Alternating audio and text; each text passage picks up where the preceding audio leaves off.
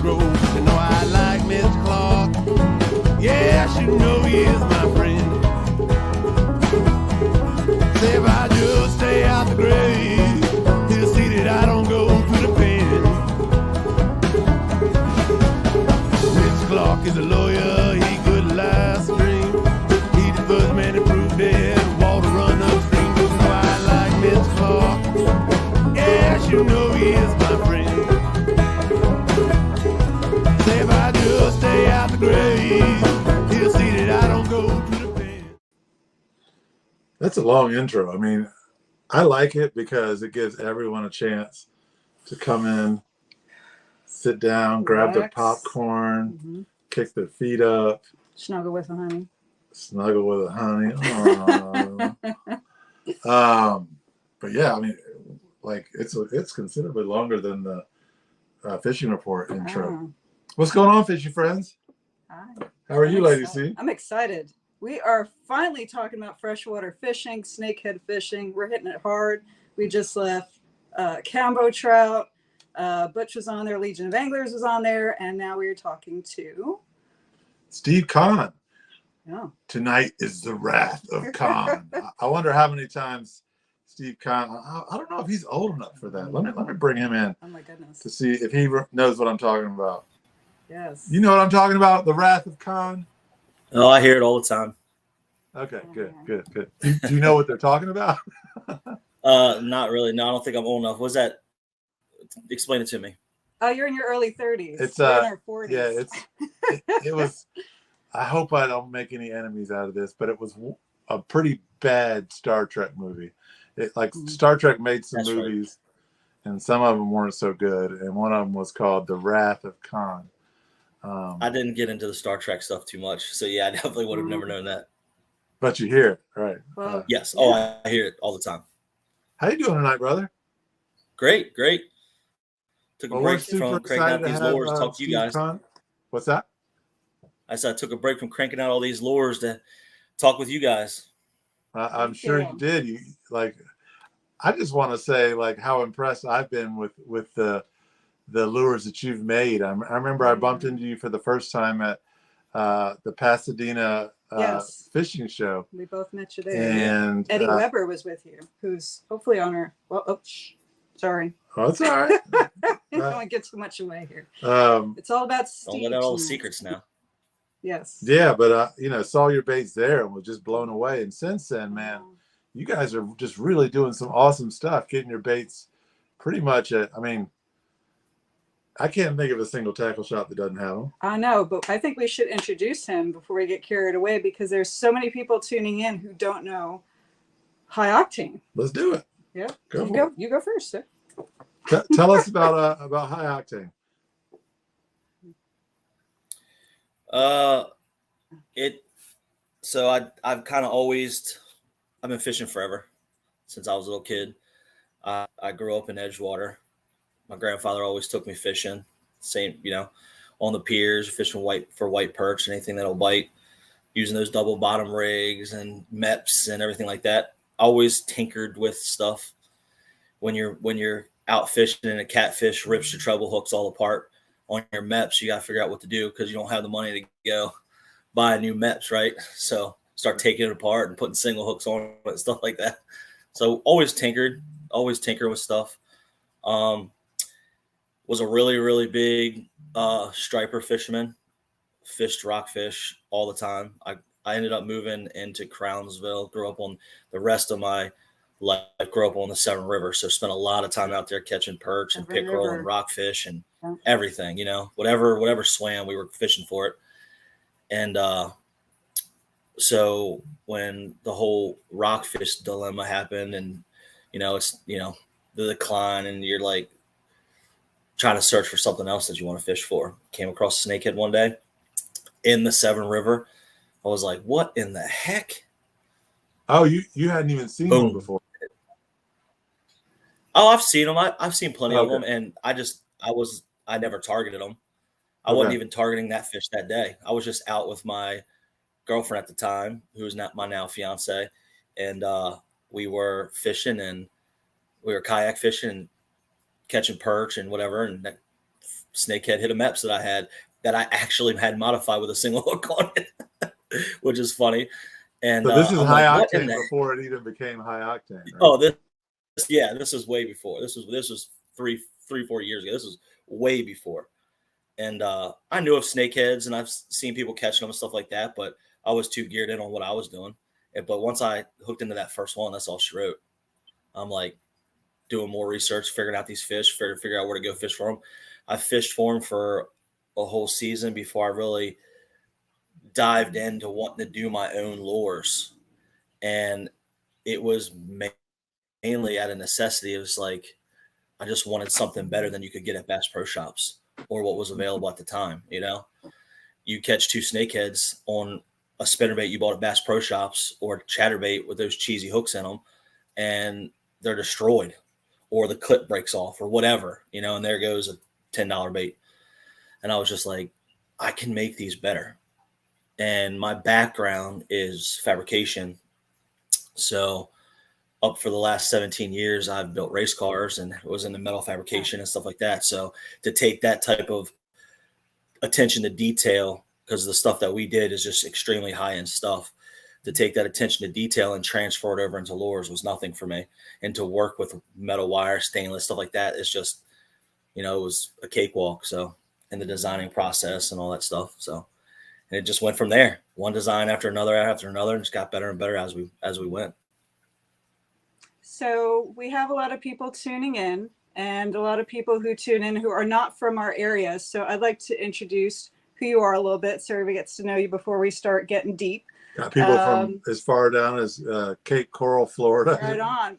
I think we know that person. Logging in, yeah. So Stephen has experience in steel construction, and you talked about your race car driving experience as well. Stephen's baits have become a household name in this area.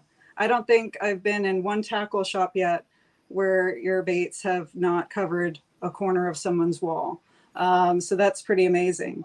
You were featured on Angler Sports Center with your team, which was really cool. And you're not just a fisherman, but you are all around outdoorsman. You do hunting. What else do you do? Skiing. I saw skiing. Yeah. I guess you really love the outdoors. And you mentioned you're married, you're engaged to Lady Octane. For anyone who knows her, I follow her on Instagram. She is a lovely anglist. And so I just want everyone to get to know who you are before we get started. High Octane Custom Baits are really big in this area for snakehead, and I'm sure for other things that I'll let you mention in the show. But we wanted to really showcase I'm really passionate about this: freshwater fishing, kayak fishing, either east shore or west shore, but really bring this forward because we highlight a lot of charter captains, a lot of saltwater fishermen. But I really, really was hoping, I'm glad we were doing this, getting really into the nitty gritty of freshwater fishing. I love bank fishing. I had an amazing kayak fishing experience with Blue this weekend. Lovely lady. I can't say enough about freshwater fishing.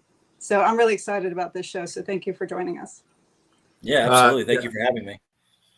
Yeah, your stuff is really artwork. You know, your lures are a thing of beauty. Mm-hmm. We can, you know, just looking at them, holding the packaging, you can just feel the passion and the love that went into that. So you're doing some really great work. Super excited. So Steve, there will be a prize for the night, for the question of the night. And everyone at home, even if you're not from this area, you don't know a snakehead from a hole in the ground, there's no such thing as a dumb question. Yes.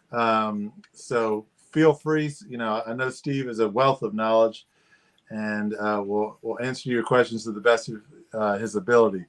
But usually we provide the prize. But tonight, Stephen with High Octane Baits has put together a little prize package for us. Do you want to show us what you got? Ooh.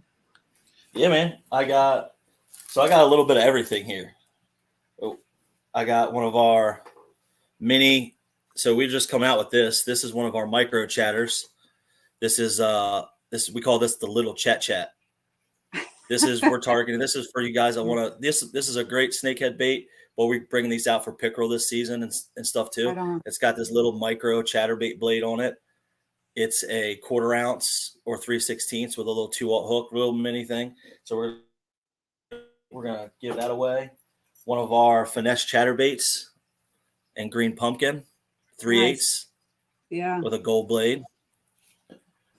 We're gonna give away the color that everybody loves, the Moo Moo Popzilla. The Zillas. I love them. Love the Zillas. That thing pops off the shelf, dude. Yep. Just telling you. Yeah, we love Whenever them. I walk by the section, I'm always like, "Whoa, what's that?" Because We can't keep them. We've had trouble all season trying to keep that color in stock. It's difficult. Everybody flocks to that color. It is such a cool color. It's a And good then problem to this have. is our regular Frogzilla in black ice. Mm-hmm. We're gonna Nice. give that away. And then, of course, we got to give one of our little Zillas, one of our little bladed Zillas I've away. seen a Little lot. mini Zilla. Look, like, is that like an orange. underspin? I can't quite tell. It's got the little spinner behind it. Okay. That way, But something like this, a lot of guys like to cast down it in out. the water a little bit. Yeah, so it'll hang down in the water a little bit, and then you can either slow retrieve it and pause it, or you can kind of pop it back like a skirted frog. Yeah, I'm sure they'll get more than Snakehead too. It's a good one. We have a couple hats to give away. Nice. We have a couple T-shirts, and we actually are throwing in some of our. I know we're doing freshwater tonight, but we're going to throw out some of our new jig heads. Nice. Wow. Wow, that's a nice package to I give know. away, though. I know. I'm feeling a little bit envious. Humbled. Like I want to, submit us for contention on this. No, we got so many people chiming in right now. We got to give everybody. We got people coming in already. I'm excited for this. What do you want to do? You want to get on their questions already? Want to start rolling? Yeah, let's pull out a question. All right, we got a lot rolling. Sam from, let's see, we got a lot of people saying hello. Hello, everybody.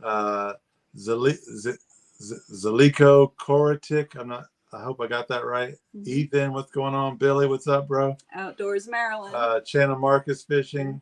Sam with Outdoors in Maryland asks, he's tough, man. Big one, yeah. There are so many snakehead lures that have emerged. Yeah. What makes yours stand out from everyone else's? Must be something in the sauce, because you are knocking out of the park everywhere, including social media. So what is that secret?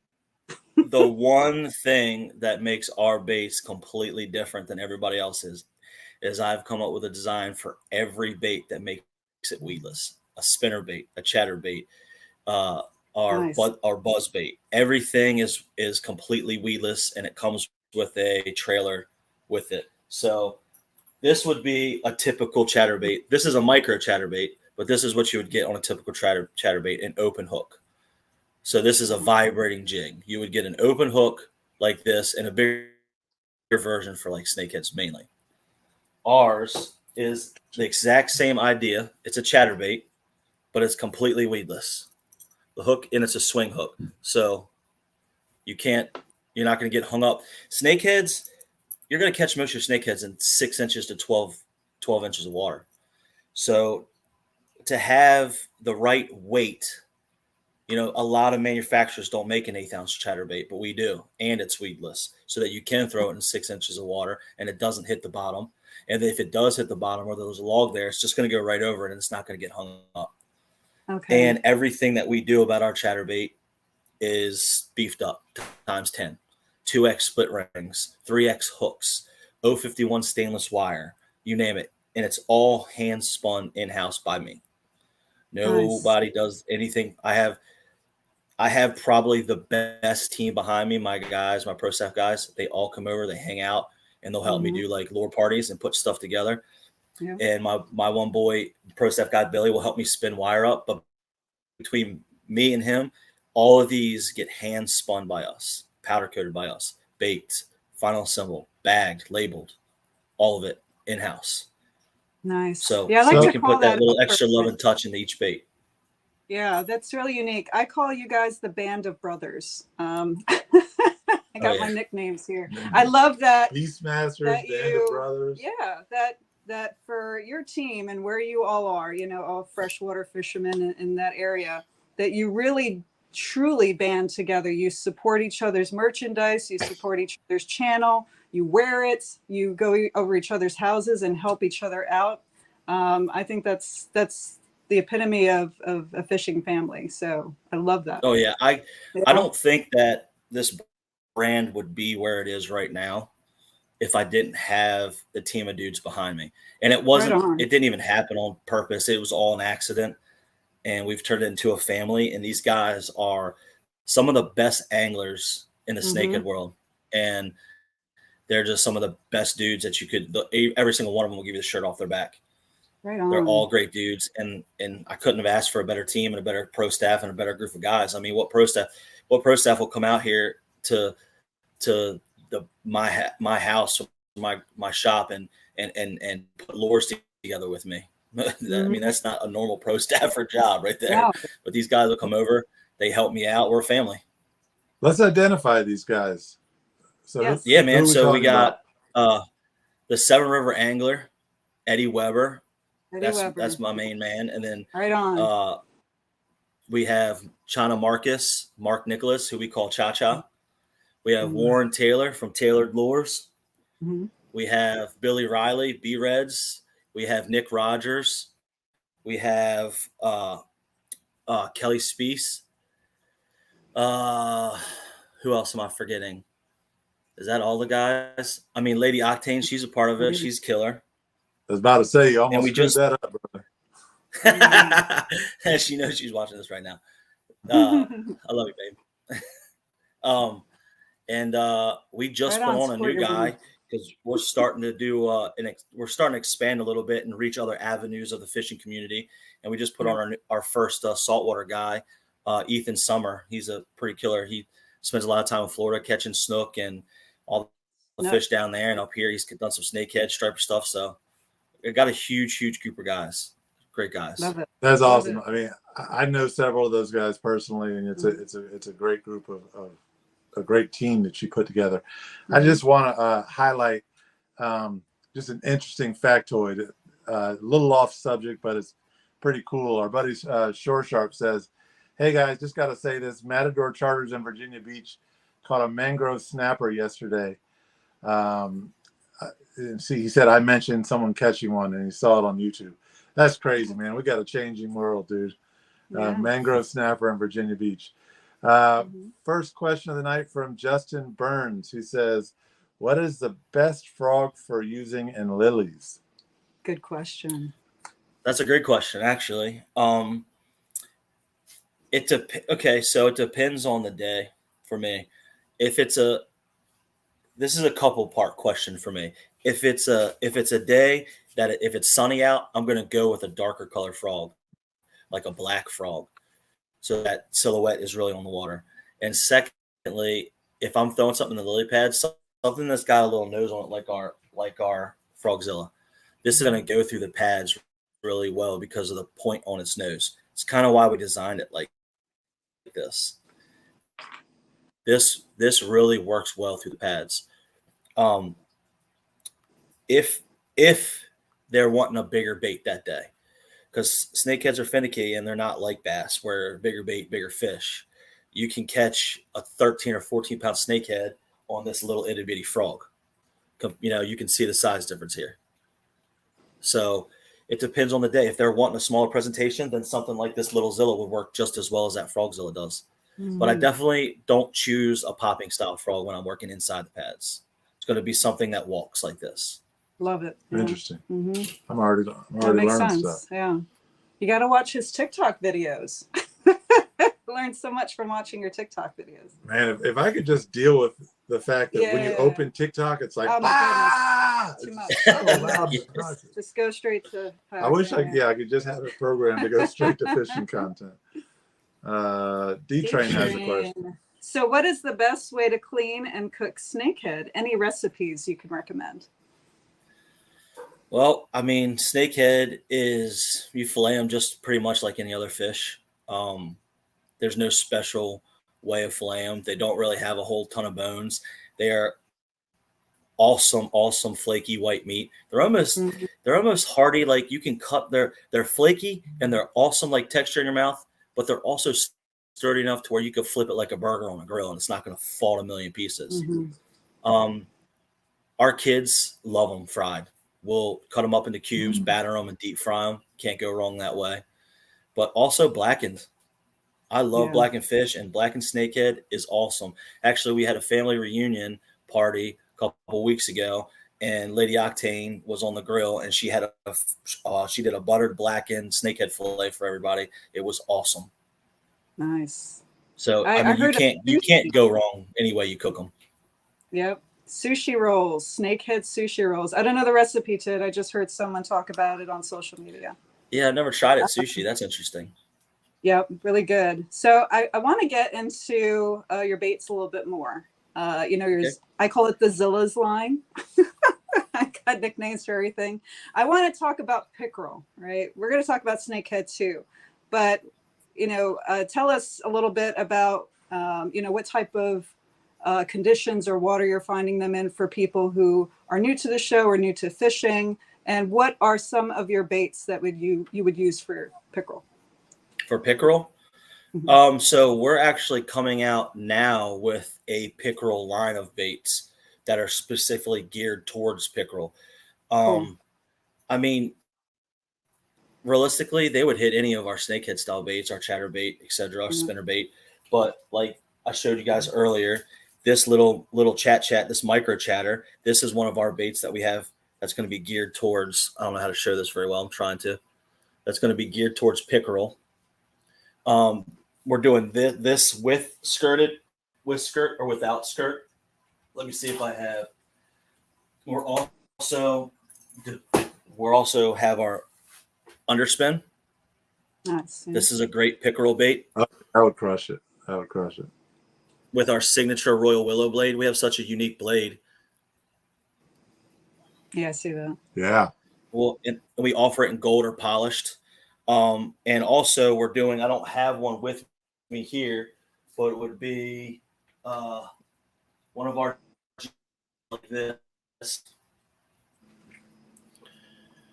with a paddle tail and our torpedo spin. Nice. I'm not sure if you guys are familiar with our torpedo spin. It is let's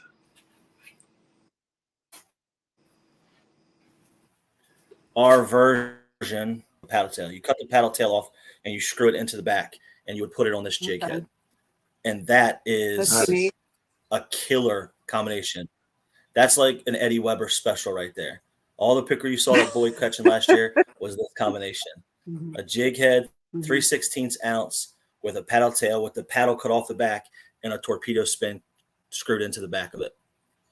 That's a killer combination. So with pickerel, I was able to hook up a pickerel was it winter time? I think it was when it was getting colder. Super skinny water. I mean, I saw this guy just swimming around, was chasing everything, including my broken lure I had. But just if you can share with the audience, what kind of water do you typically find the pickerel in? Is it mucky? Is it clear? Is it skinny? Usually I do the majority of my pickerel fishing in the fall and winter on the Severn. Yeah, and it really, the water in the wintertime really gets clear, almost like 5 foot visibility. You can see to the bottom. And most of the early season, most of the pickerel we catch is on structure. Like starting in the next couple 3 weeks, maybe, especially like first weekend in October, I'm targeting structure and I'm casting my lure 6 inches off the shoreline. I'm trying to get it as close to the shoreline I can, and I'm like slow retrieving it back to the boat, casting around down trees, casting around piers, stuff like that. Any type of structure you see hanging over the water, if you can get your lure almost up to the shoreline, they'll sit in that first couple feet. No doubt. As the winter comes on, it gets colder. What happens is, so they're coming up early season to find cooler water. So right now, everybody's like, where will pickerel go? Well, they're deep. They're deep. They're in the cold pockets in your rivers right now. And as the air temperature gets cooler, the water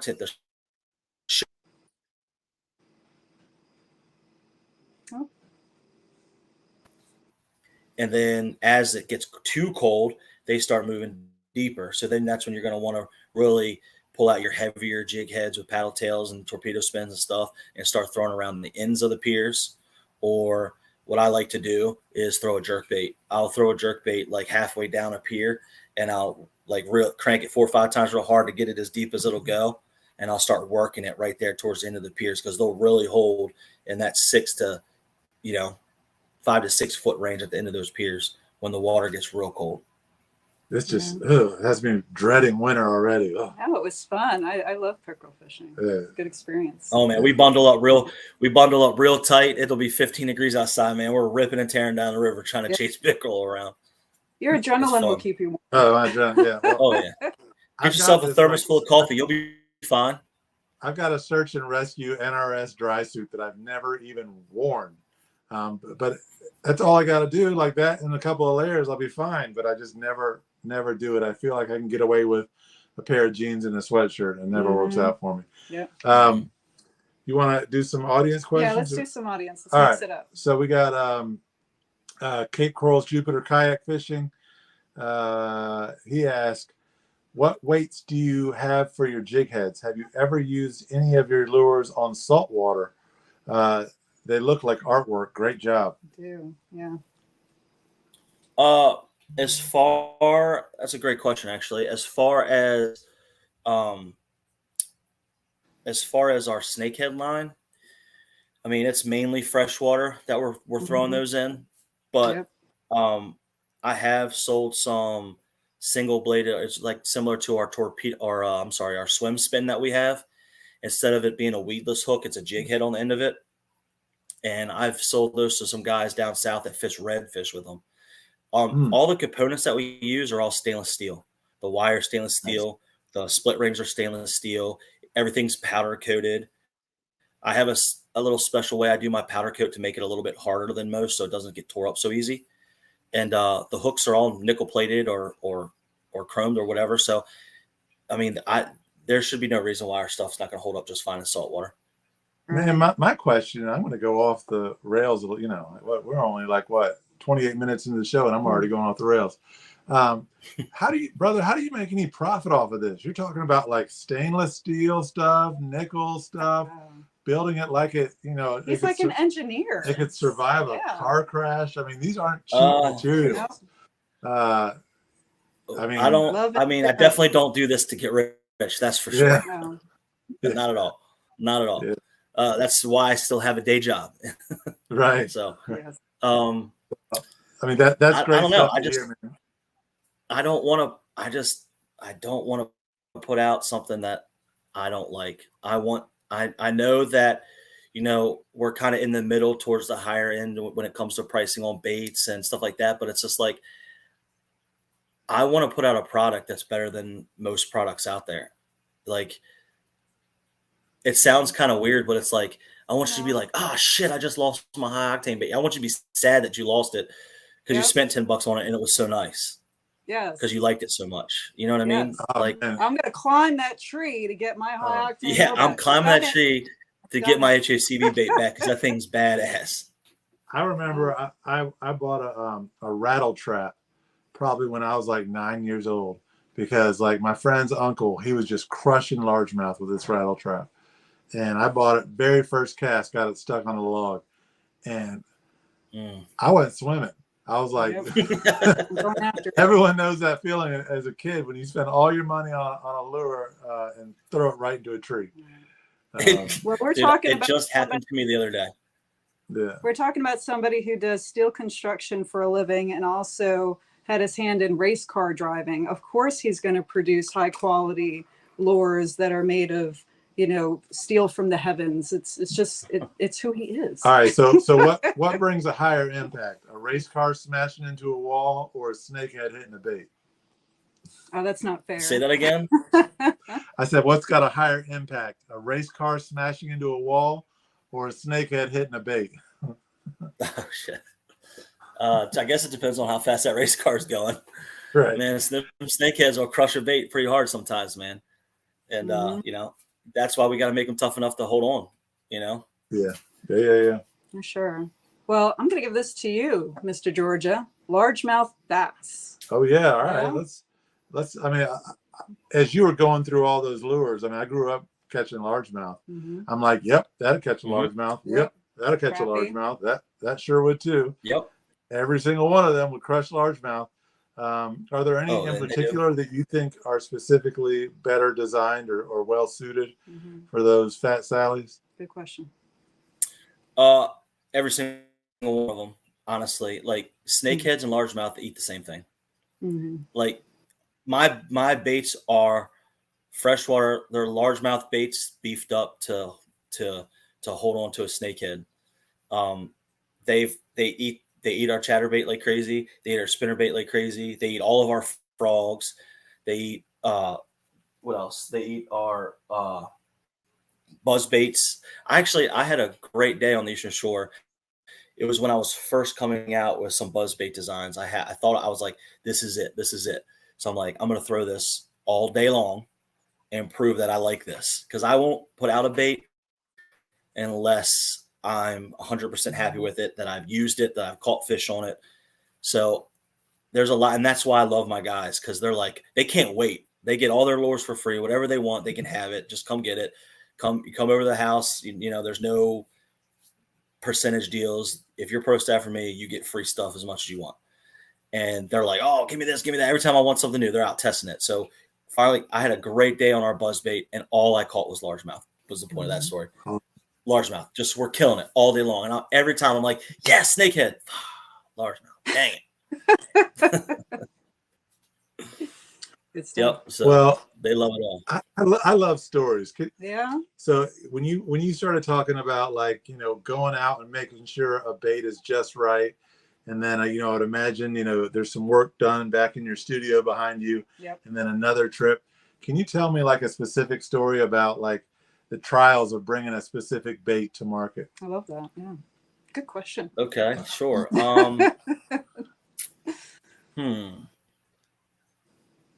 What would be a good story of one of our baits? But like one mean, of them that really did take a lot of trial and error before you could get it to the point where it really met your standards. I would have to say our Finesse Chatterbait, for real, for sure. We came out with a pretty simplistic model of a chatterbait, which was one of our first things. And we took that off the market and came out with our V2 chatterbait, which is a similar design to our Finesse Chatterbait. It just runs a swim bait style hook. But I would say our chatterbait, I have the most time in figuring out the clocking of the wire, you know, how I want that to work, what hook to put on it, what hook's strong enough, what blade. I've gone through 2 or 3 different style chatterbait blades, finally settled on one that I really like, what clips to put on it, what's strong enough, what's not strong enough. Me and Eddie were talking about the other night, there's like 25 processes to building a chatterbait. Wow. If you count out everything you have to do to make one chatterbait, it sounds like a lot. Granted, it doesn't take but maybe 5 minutes or less to make one whole chatterbait start to finish. But the process, you less than 5 minutes. It'd probably take me an hour and a half. Probably, yeah. It and that's another thing. Figuring out how to produce it quickly, or as quickly as I can. Like, how am I going to do this? Like, what's the process of building this bait and making sure that it stays intact and nice and pretty by the time it gets to the bag, that you're not spinning the wire with powder coat on the head and scraping it all up, etc. You know? So I would say that our chatterbait took the most time to kind of come up with the whole shebang that she is today. I love it. It's like a really detailed science that I appreciate that you put so much love into every single one of your baits. And just want to give a shout out to your band of brothers who are on. I see Eddie and a couple others. Yeah, Shannon Marcus was on. Yeah. And the last fish that we're going to cover, and then we got a lot more audience questions coming in. Yes. But we've got some slab crappies in this region. Yes. Crappies, or I guess slab crappie, and a crappie, however you want to say them. I grew up calling them crappie. I call them crappie. But they are legit slabs. You know, what in your arsenal are you pulling out when you're targeting crappie? So one of our, so actually a couple things. One of our lures that I would have never expected it is our mini weedless trident, which is an inline spinner with a swim bait hook with a paddle tail on it. For whatever reason, crappie seemed to tear that thing up. I don't know why, but out of all the baits, we catch crappie on our weedless mini weedless trident, which is similar to this bait. This would be our bigger version of it with a bigger blade, but this is pretty much it. This bait right here. A little bit closer. I see there. There you go. Yeah. It's an inline spinner. Yeah. Oh, and I love it. This is like this hook. We pour the lead on these hooks and everything. Like I picked out a hook that I really liked that was really, really strong for snakehead.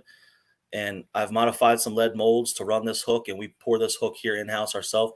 We just put a 16th of an ounce, just enough weight so that thing keels through the water perfect. So it stays like this instead of the whole thing. Smaller version of this has a number 4. This is a number 5 blade. Has a number. It's called our mini weedless trident. This is our regular trident weedless. Our mini weedless trident, which has got a smaller blade. It seems like crappie tear this thing up. Something about it they really like. And also, we are now coming out with our version of like a beetle spin or purse pounder or something like that with our signature willow blade. So it's our jig head with our willow blade with a wire, a little bit different wire form than what you see most out there. So that right there will be a crappie killer. Oh yeah. Does it work in ponds and lakes, mucky areas? Have you tried those in those areas? Oh yeah, absolutely. No doubt about it. Okay. No doubt about it. Yeah. That's great. So your baits are obviously in, so many tackle shops in the Delmarva region, but we have people watching this show that aren't in this region. How does someone go about buying your baits online or in other ways? Yeah, we have a website. It's www.highoctanecb.com. You can go on the website, pick out whatever, we'll ship it right down to you. It's pretty easy. Gotcha. We're just putting that in the chat here to make sure everybody has it. Yep. High Octane CB. www.highoctanecb. Is that right? Yep. Yep, Cool. you got it right there. Should be the question. Nice. We got some other questions rolling in. Yeah. Brian Rimmold Sr. says, I have several of your baits, and they are definitely made different. Haven't tried your frogs, but I've not found any that hold up very well for the price. Although I've had the most luck with Teckle. What makes yours different? Oh, okay. I haven't tried your frogs, but okay.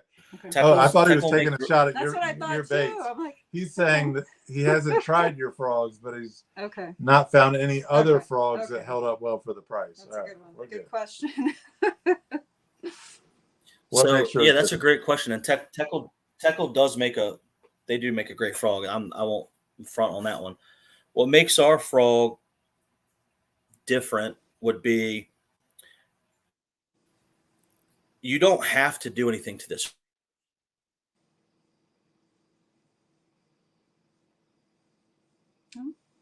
Did we lose him? Momentary freeze. It's a little delay. There we go. Okay.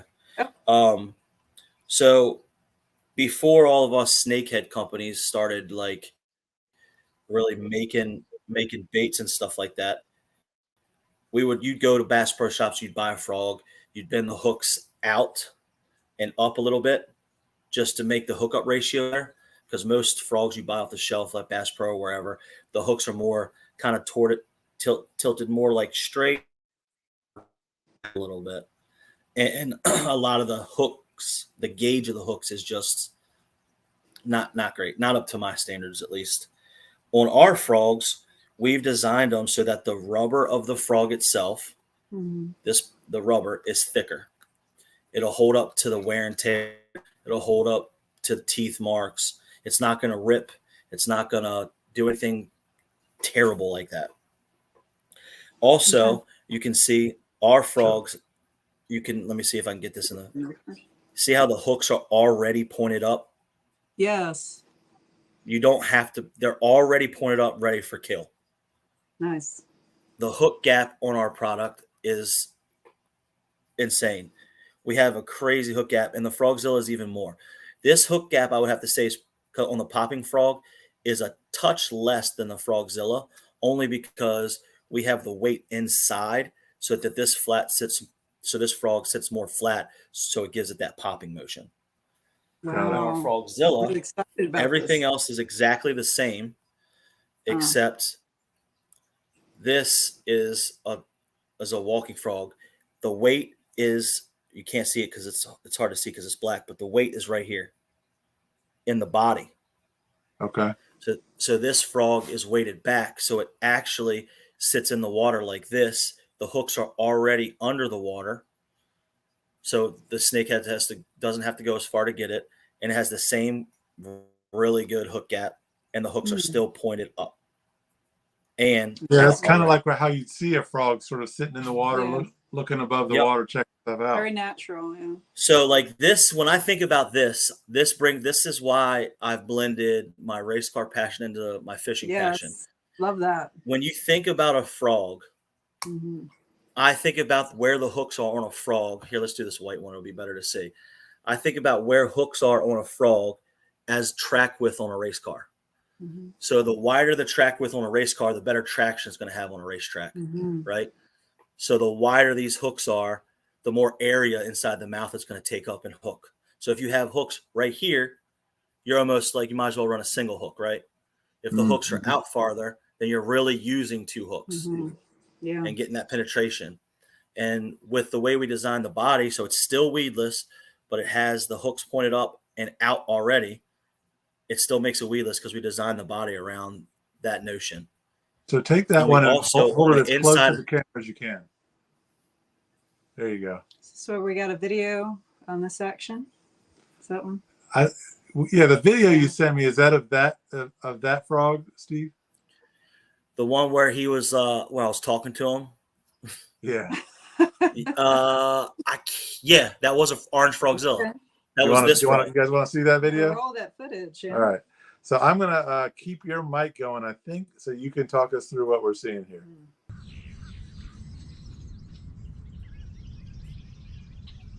Come on, buddy. I know you're hungry. There you are. There you are. Come on. I know you're hungry. Here you go. Gotcha. Here you go. I know you're hungry. Yeah. I saw you back there. I saw you.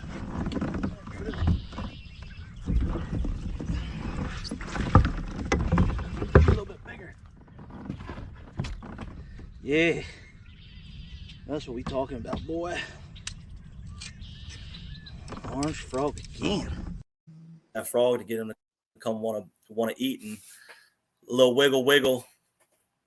There he was. That was a just stellar hook set. Yeah. Oh yeah, I mean, we have a motto around here where we're like hook set 10,000. I actually have some stickers. I'll give you guys some of these stickers too. Ooh. But we have some stickers that we nice. Love that. Nice. hook set 10K.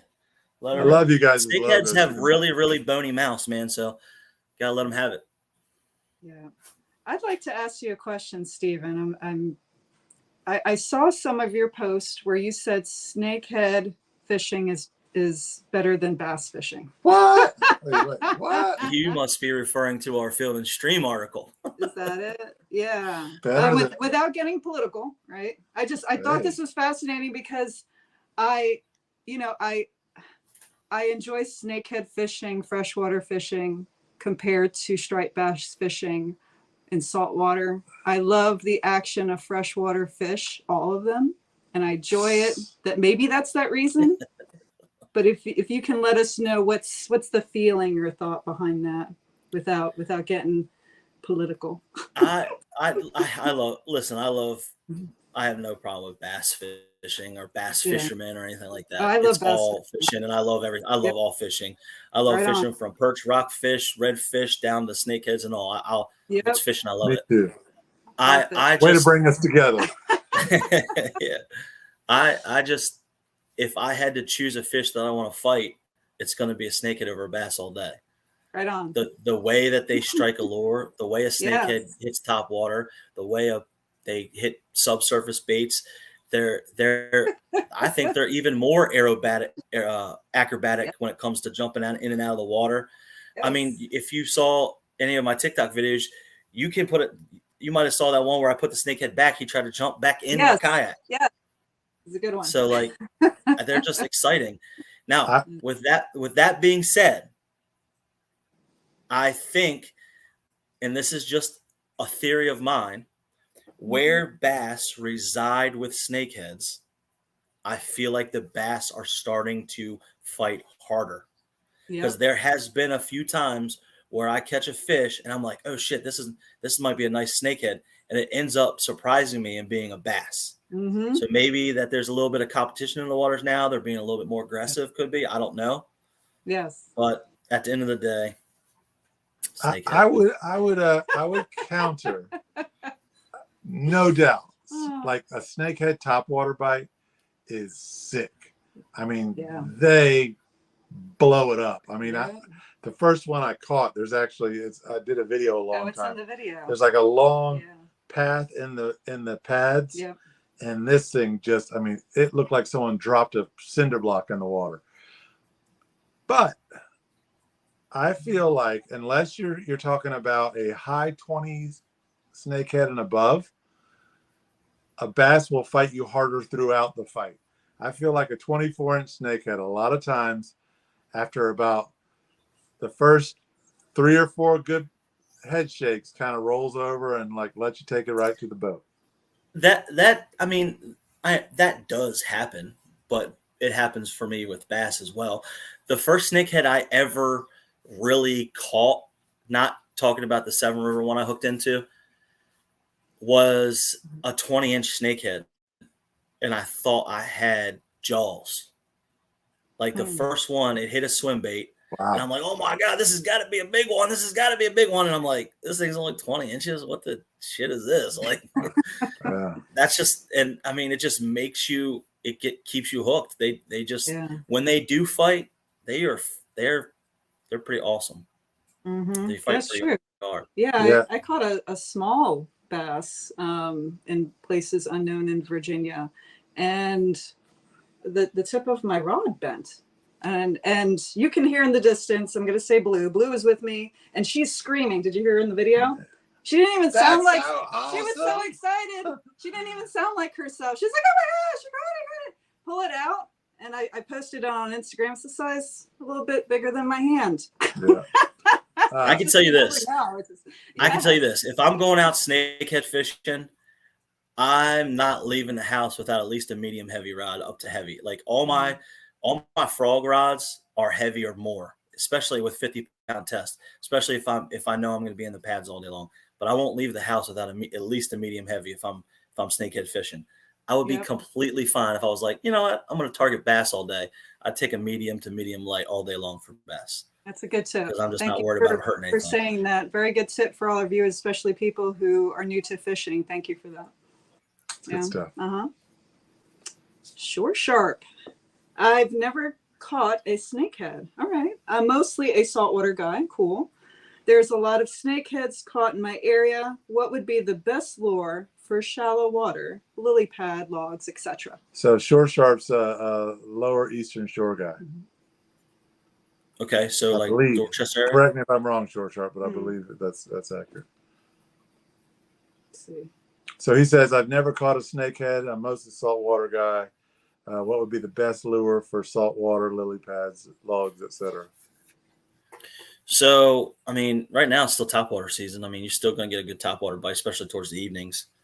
Our Frogzilla, it's the go-to for me. Like, there's always one tied on, always, and it's probably the first thing I try throwing and catch a fish on when I get on the water. Yeah. If it's a subsurface bite, I'm going to throw our Finesse Chatterbait, definitely. On the Eastern Shore, if he's fishing over in Dorchester area, bright colors for subsurface. Like, you wouldn't believe it, but bright orange and black work great. Pink works great. It's like they key in on those colors. That really vibrant chartreuse color works great. And if it's a sunny day and you want to fish topwater, throw something real dark. If it's cloudy, throw something real light like a white frog. Why do you think that is over there? Do you think it's because of that water's so stained and dark? You need something bright. It's that tannic water. It's from all the pine tar that's sitting on the bottom. So it's dark. You can't even see a paddle an inch under the water. So I think those really bright, vibrant colors just stand out in gold blades on everything. I'm throwing subsurface in Dorchester County. I probably have a gold-bladed mini trident or a gold-bladed spinner bait or even gold on our chatterbait, definitely, for subsurface stuff. Good question. Yeah, for sure. That's a good question. Do we have another? Yeah. D-Train. What bait or lure do you recommend for beginner snakehead fishing? This is a good question. Mm-hmm. I would go with one of our smaller frogs, like our Lily, like our little Zilla, bladed, because it does take a little bit of coordination to work the reel and pop, and that takes a little bit of time to learn. But you can buy our little Zilla frog that's got the blade on the back of it and literally cast it out and just reel pulse, reel pulse, reel pulse, reel pulse, and that blade will spin on the back, and you'll get strikes all day long when they're biting good. Nice. So it does a lot of the work for you. You don't have to be all that skilled. Yeah. Just That's what's awesome about the engineering of his lures. Yeah, you just hand somebody a rod, tell them what to do, and they go do it, right? Yep. Medium heavy, 40 to 60 pound test. You don't need a leader. Tie it straight to braid. Straight to braid. Brian Rimmel asked another question. He says, thanks. Sorry for the poor wording. It's okay. No. I barely speak English. It's all right. I'm from Georgia. Have you had any luck with spinners and chatterbaits? I'll place an order for some frogs. There we go. Let's make this right on. Make this happen. This was the whole point of the show, to showcase these. I'll have to give you guys some commission on that one. Yeah. Haven't had any luck finding them when I'm out. So have you had any good luck with your spinners and chatterbaits? Okay. Oh yeah. All of our spinners and chatters are go-to. Warren Taylor, one of my pro staff guys, he is in love with the mini weedless trident. That's like his go-to lure. He throws that mini weedless trident all day long. It would be where are you at? It would be this lure with a smaller blade. This is our regular trident weedless. We have a mini version of this. It's a little bit smaller. This spinnerbait, great. It's weedless, has a paddle tail on the back. My pro staff guy, Warren Taylor, he throws the daylights out of this and kills it, catches fish all day long. Wow. This would be our weedless octane spinnerbait. This is our 2-bladed. This is actually for a customer that wanted a custom MD theme. I got to actually get this out to him. That's cool. That's really cool. But this is a gold blade. I mean, they always say the lures catch the fisherman. That one definitely caught me. That's a cool looking fishing lure. I was thinking, Christmas is coming. If you want to get me a gift box of assorted high octane lures, I will. I got greatly you covered appreciate on that. that. You just got to keep me away from them. Yeah, but those spinnerbaits work great in our finesse chatter. Our finesse chatter. So that's one thing I should probably say while I have the chance on here. So we have, if you go to our website, we have a V2 chatter, Octane V2 chatter, and we have the Octane Finesse chatter. And I think people think that it's the same thing, but it's not. This runs an EWG hook, which does not have a bait holder on it. This is the style hook that you would run like a Texas rig. You run it up and you clip it on. It doesn't have a bait holder. And this runs a different blade. They'd have different colors and stuff like that, different skirts on these blades or on these baits, this chatterbait. Our V2 runs a swim bait hook with like the corkscrew type bait holder, and it has a different blade on it. and different colors and etc. like that. But all these baits, this comes standard with a twin tail. Our V2s come standard with a paddle tail. Either one of those chatterbaits work great. We catch snakeheads on all of them. It doesn't matter. Wow, that's good stuff, man. Your stuff is. I mean, I don't want to words cheapen it. I think I think we said it best when we said it's really artwork. Yeah, for sure. Beautiful, beautiful stuff. But High Octane is doing a lot more than just baits. A lot more than baits and clothing, but bringing the fishing community together through their tournaments. Yep. Can you tell us a little bit about that and what you have in the works? Yep. Yeah, we love putting on the tournaments. It's something we do to try to get everybody together and get everybody out fishing. We have a team tournament. Like this year's team tournament was an absolute success. I want to say we had like almost 50 teams out, close to 100 guys all out fishing together. We had almost 200 fish entered during that tournament. Wow. And we don't take a dime. We don't keep a dime. We don't keep any money. 100% of it goes back to the anglers plus baits and everything else we're trying to give away. It's just to get guys out fishing and having a good time. I mean, who doesn't like going out fishing with their buddy, And we're just trying to bring, and we tell everybody in the beginning, because sometimes tournaments can get out of hand and stuff like that, it's $30 entry. If you're so worried about losing $30 and, you're worried about cheating and all this stuff, our tournaments probably aren't for you, because this is for fun. We're doing this for fun. We do the best we can do to try to keep it fair as we possibly can and keep it simple. But, we're doing this for fun. We want guys to go out and laugh, have a good time, and throw some baits and catch some snakeheads. That's about it. And come up with new ideas on how to do them too. Yeah, right. Use it as idea generators, right? Wait till people get off the water and like, so how did that frog work for you? Did you want to work it any differently? So just to confirm that your tournaments are basically for kayak fishing, correct? We don't do any bank fishing in our tournaments, but we do allow boats. But 90% of the people in our tournaments are kayak fishermen. I love that. Yeah. Good stuff. Yeah, man. I like this question coming up, and no favoritism. It's just a solid question, because these are two fish that I love to highlight. Yes. And Steve, you've been talking the whole time. You've been talking about stainless hardware, and the Shore Sharp's basically saying what I've been thinking the entire show. The High Octane Swim Spin looks like a speck trout, and reds would crush them. Yeah, he mentioned reds. Have you had any guys target them with your baits? Some of these baits are showing. Absolutely. Like, man, reds and trout will just annihilate these baits. Yep. Actually, we have had some guys buy some baits and use them down there for reds in the shallows and stuff like that. Yep. I have done them with like this typical, like the standard red style bait with a single blade and a jig head that's on the end of it. And I've also done my swim spin in a lighter 16th ounce for some guys that are fishing real shallow out there, but they come with an 1/8 ounce swim bait hook that keeps them weedless. So when those reds are in that 1-2 foot of water in those back canals and stuff like that, you can really get them with that swim spin and our weedless version of it.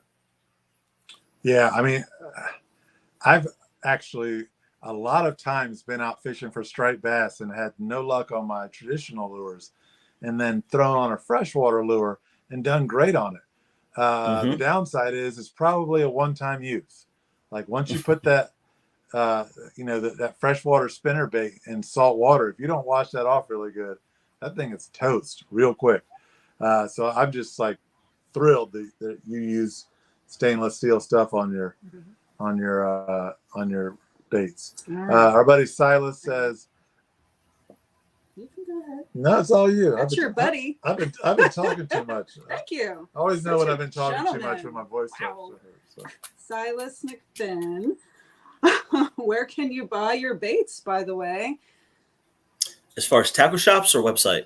If you website, we put that up. Yeah, website's www.highoctanecb.com. And we're in a bunch of tackle shops across Maryland. We're Denton Rod and Tackle, Anglers, All Tackle, Bluefins in Dundalk. We're Where else are we? Fish bones. Did I say anglers already? Anglers, yes. Yeah, we're all over the place. Yep, just assume all. Yeah. Anglers If they probably don't keeps have you them yet, they busy, huh? probably will soon. Yes. Yeah. I said anglers probably keeps you pretty busy making stuff. Anglers alone keeps us very busy. Yeah, Eddie chimed in Talkerman's, which is if you've never been to Talkerman's, Oh yeah, that's a Talkerman's. classic joint up in Baltimore. That is a cool tackle shop. If you're not gonna They're buy, so even 80s. if you don't want to buy any baits or tackle, just go to Talkerman's and walk around the shop. It's such a cool shop. It really is. Bay Country, August August Sky, everywhere. Yep. Yeah, so there you go. Eddie's my sales guy. He knows all that better than I do. The tournaments, we got to close out here in a minute because we got a little kid to put to sleep and it's past 9 o'clock, and I'm sure you got stuff to do as well. But how do people register for the tournament? When the tournaments come around, we usually post when sign up is, and we do like a Venmo type sign up, and we do a private Facebook page for all the people that enter. And once you pay your entry fee to the Venmo that we have set up, you get an invite to the private Facebook page, and that's where all the anglers go, and that's where they enter their fish. It makes it so that everybody can see it. It's not just us. So it's not like a lot of these apps you use. You don't get to see everything. I don't think you get to see as many other catches and whatnot. So this allows all the anglers to see what's going on, see what was accepted, see what wasn't accepted, and it keeps everybody in the know. And it's a little bit easier, simpler way for us to do it. All right. Awesome. So there's just so much going on for High Octane. I definitely recommend following them on TikTok. I really enjoy the videos. And, TikTok is normally known for silliness, but you actually learn a lot from the videos that are on there. Obviously, Facebook, Instagram. Follow Lady Octane. Shout out to my ladies. So what do you envision for the future of High Octane? You have so much going on with your tournaments, your shirts, your baits, behind the scenes, the bands of brothers. What else do you got going on? What do you see for your future? For the future, I would love to be up and down the East Coast. I'd love to have my baits everywhere. I mean, we can only go as far as the snakeheads are going right now. Mm-hmm. Our baits will catch all the bullseye snakeheads that are in Florida. We want to expand down into Florida and get into that. And I hope to one day that maybe I could have a shop somewhere where I got 3 or 4 guys that I've trained cranking stuff out, and we can keep the volume up and really pump this stuff out and expand this company even bigger, because we're going to slowly start getting into some saltwater stuff and some pickerel stuff and jig heads and open hook stuff. Not everything's going to stay just weedless. I mean, our snakehead line will, but we're going to reach out to avenues, and we want to grow this brand. The sky's the limit. We want to take it all the way there. Global, right? So many different unique fishing opportunities in other countries. That's awesome. I have no doubt you'll get there. Oh yeah, I mean, you guys are blowing up, and Thank you. The short time I've been aware of the brand, I'm really seeing it everywhere, and it's impressive what you guys are putting together. Yeah, so. Keeping it unique, pure, genuine, true to your brand. Quality. Sky's the limit. Yeah. Quality. So loving it. We have reached the end of our time. That's a big old bounty of prize stuff you got mounted there. So someone's gonna end their night pretty happy. So can we get a drum roll? Do a little drum roll to see who we're gonna. Extra long drum roll. Okay. So Steve can remember who the person was. Give me a minute.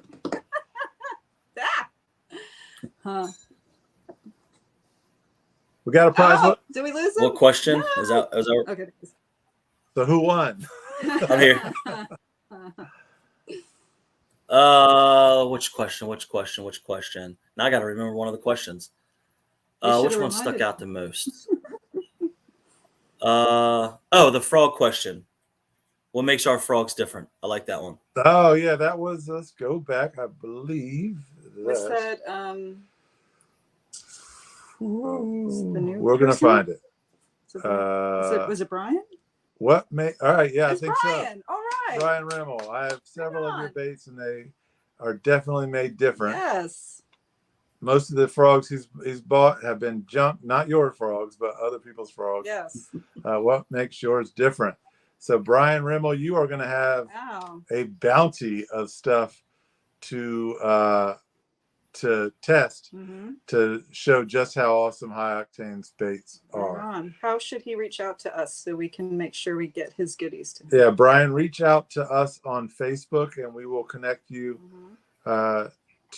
or just send us your address. We'll send that to Steve at High Octane, and we'll get that on the way. Brian is a new follower, I think, too. Yeah. Right on for him. Yeah. Awesome, cool. Brian. Good stuff. Everyone at home, thank you so much for watching. Hanging in there the whole hour.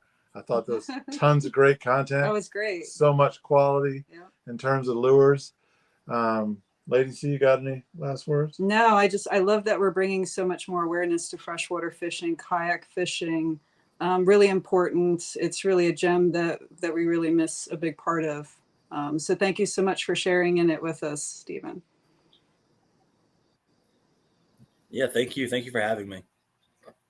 You're the man, dude. Keep up the great work and all of your band of brothers. It's been a great show, man, and we got to get out and go fishing soon. Yeah, anytime you're ready, man, let me know. I've been spending a lot of time on the server too, chasing those fall rockfish, man. Let's do it. Hey, we can have you out. The Reds are still running for a little while, but we got to get on those. We'll talk offline. Yeah, he's got to get his wife and kids. Have a good night. Fish on, everybody.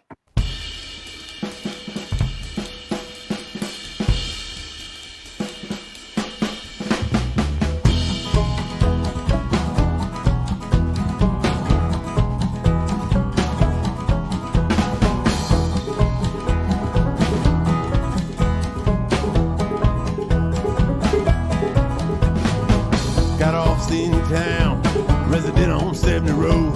Got a nice wife and kids, y'all, right inside the grove. You know I like Mr. Clark. Yeah, I should know he is my friend. Say if I just stay out the grave, he'll see that I don't go through the pen. Mr. Clark is a lawyer, he could lie stream. He the first man to prove that water run upstream. That's why I like Mr. Clark. You know he is my friend. Say if I just stay out the grave.